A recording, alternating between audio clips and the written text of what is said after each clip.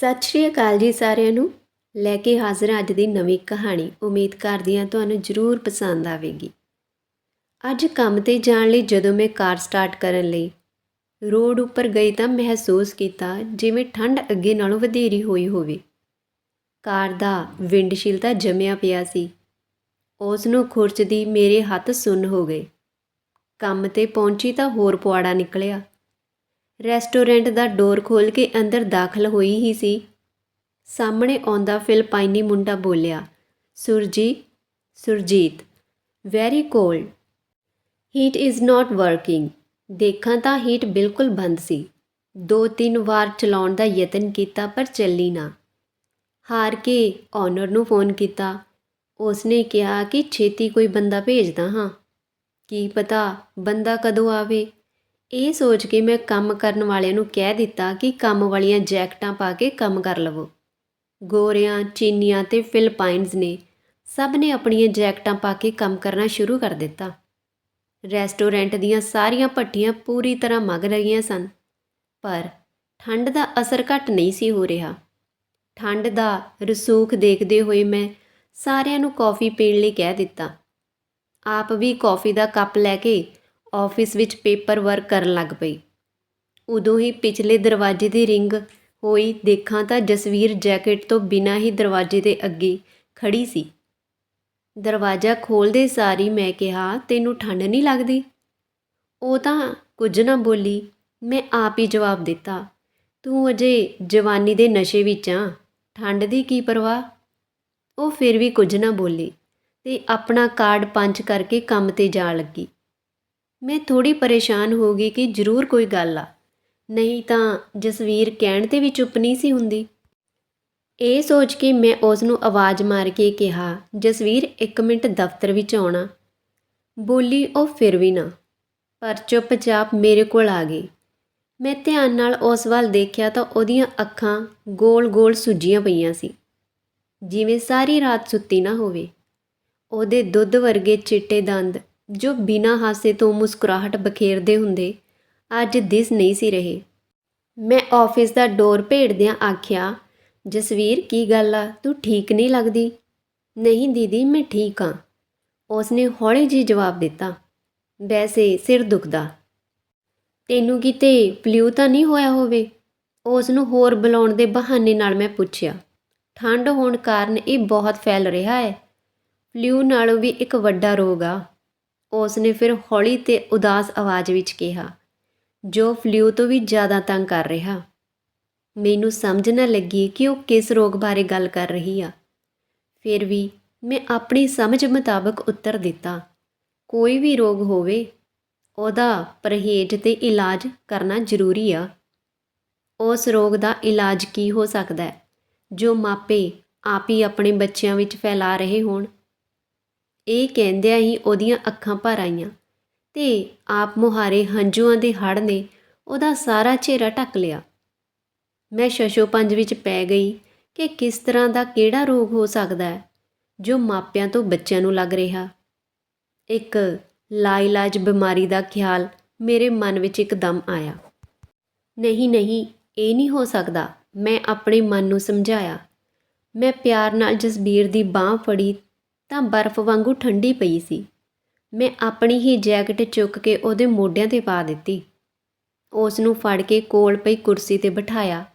ਭਾਵੇਂ ਮੈਨੂੰ ਕੰਮ ਨਿਪਟਾਉਣ ਵਿੱਚ ਲੇਟ ਹੋ ਜਾਣ ਦਾ ਫਿਕਰ ਸੀ, ਪਰ ਫਿਰ ਵੀ ਮੈਂ ਜਸਬੀਰ ਬਾਰੇ ਜ਼ਰੂਰ ਸੁਣਨਾ ਚਾਹੁੰਦੀ ਸੀ ਕਿ ਇੰਨੀ ਦੁਖੀ ਕਿਉਂ ਹੈ। ਬਾਹਰ ਕੰਮ ਕਰ ਰਹੇ ਕਿਉ ਦਾ ਧਿਆਨ ਵੀ ਆਫਿਸ ਵੱਲ ਜ਼ਿਆਦਾ ਤੇ ਕੰਮ ਵਿੱਚ ਘੱਟ ਸੀ। ਇਸ ਲਈ ਬਾਹਰ ਜਾ ਕੇ ਮੈਨੂੰ ਉਹਨਾਂ ਨੂੰ ਦੱਸਣਾ ਪਿਆ, ਜਸਵੀਰ ਦੀ ਸਿਹਤ ਕੁਝ ਠੀਕ ਨਹੀਂ, ਪਲੀਜ਼ ਤੁਸੀਂ ਆਪਣਾ ਕੰਮ ਟਾਈਮ ਤੋਂ ਪਹਿਲਾਂ ਨਿਪਟਾਉਣ ਦੀ ਕੋਸ਼ਿਸ਼ ਕਰਨਾ। ਕੌਫੀ ਦਾ ਕੱਪ ਜਸਬੀਰ ਦੇ ਸਾਹਮਣੇ ਰੱਖਦੇ ਕਿਹਾ, ਗਰਮ ਕੌਫੀ ਪੀ ਲੈ, ਸ਼ਾਇਦ ਥੋੜ੍ਹਾ ਬੈਟਰ ਫੀਲ ਕਰੇ। ਬੈਟਰ ਫੀਲ ਤਾਂ ਤਦ ਹੀ ਕਰਾਂਗੀ, ਉਸ ਨੇ ਕੱਪ ਫੜਦੇ ਹੋਏ ਕਿਹਾ, ਜੇ ਕਿਸੇ ਤਰ੍ਹਾਂ ਮੇਰੀ ਆਹ ਪ੍ਰੋਬਲਮ ਹੱਲ ਹੋਵੇ। ਜੇ ਤੂੰ ਮਾਈਂਡ ਨਹੀਂ ਕਰਦੀ ਤਾਂ ਮੈਂ ਕੁਝ ਪੁੱਛ ਸਕਦੀ ਹਾਂ? ਕੀ ਤੂੰ ਕਿਸ ਮੁਸ਼ਕਿਲ ਵਿੱਚ ਫਸੀ ਹੋਈ ਆ? ਦੱਸ ਤਾਂ ਦਿੰਦੀ ਹਾਂ, ਉਸ ਨੇ ਐਤਕੀ ਚੁੱਪ ਰਹਿਣ ਦੀ ਥਾਂ ਸਿੱਧਾ ਹੀ ਕਿਹਾ। ਪਰ ਦੀਦੀ, ਇਹ ਗੱਲ ਅਗਾਂਹ ਕਿਸੇ ਕੋਲ ਨਾ ਕਰਿਓ। ਓਕੇ, ਮੈਂ ਕਿਹਾ।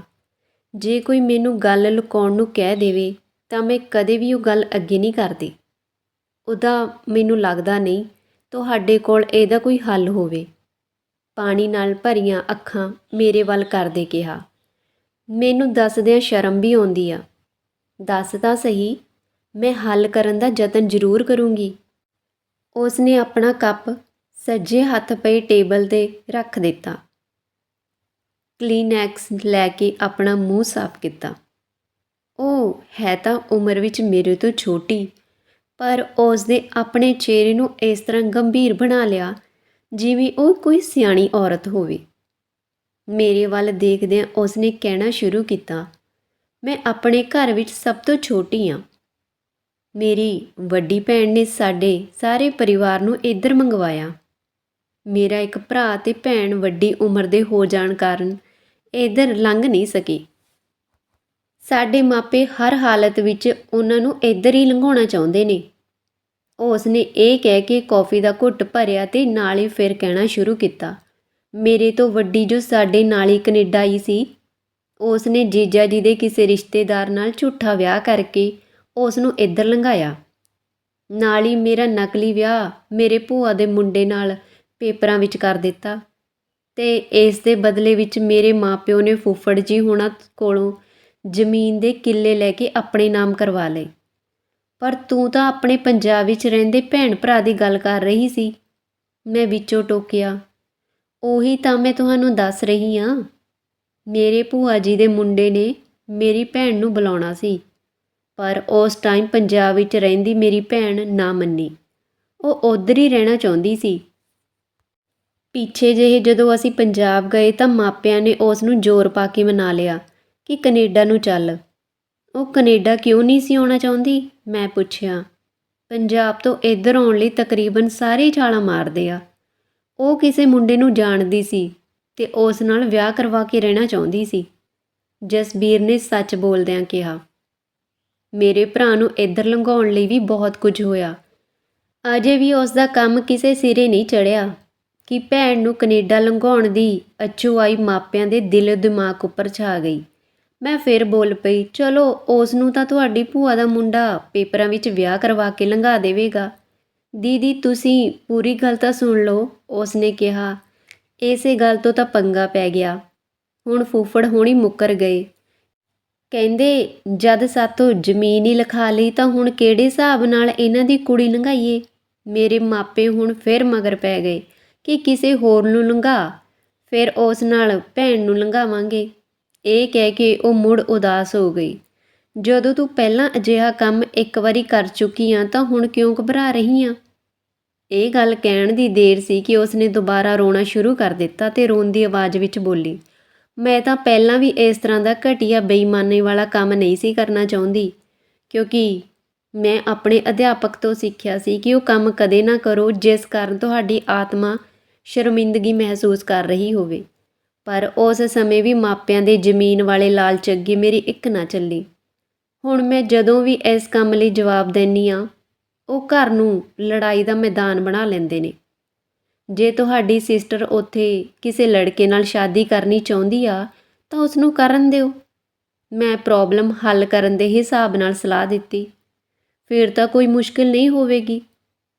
ਹੁਣ ਤਾਂ ਉਹ ਵੀ ਕਹਿਣ ਲੱਗ ਪਈ ਕਿ ਮੇਰਾ ਉਸ ਮੁੰਡੇ ਨਾਲ ਸੱਚਾ ਪਿਆਰ ਨਹੀਂ ਸੀ, ਜਸਬੀਰ ਨੇ ਦੱਸਿਆ। ਦੀਦੀ ਮੇਰੀਆਂ ਆਪਣੀਆਂ ਵੀ ਕੁਝ ਖੁਆਇਸ਼ਾਂ ਤੇ ਇੱਛਾਵਾਂ ਨੇ।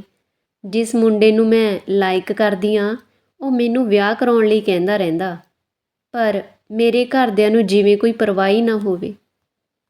ਪਹਿਲਾਂ ਤਾਂ ਮੇਰਾ ਮਨ ਇਸ ਗੱਲ ਉੱਪਰ ਖਲੋ ਗਿਆ ਕਿ ਮੁੰਡੇ ਨਾਲ ਮੇਰਾ ਸੱਚਾ ਪਿਆਰ ਨਹੀਂ ਸੀ।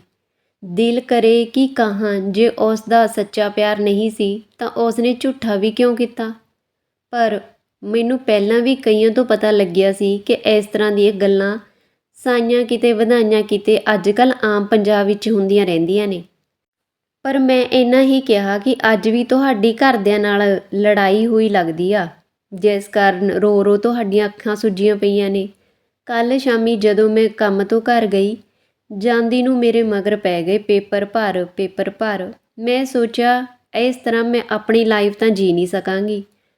ਪੇਪਰ ਭਰਾਂਗੀ, ਕਦੋਂ ਪੇਪਰ ਭਰੇ ਜਾਣਗੇ, ਫਿਰ ਡਾਈਵੋਰਸ ਹੋਵੇਗਾ। ਇਹ ਸਾਰਾ ਸਿਲਸਿਲਾ ਸਾਲਾਂ ਵਿੱਚ ਨਹੀਂ ਮੁੱਕਣਾ।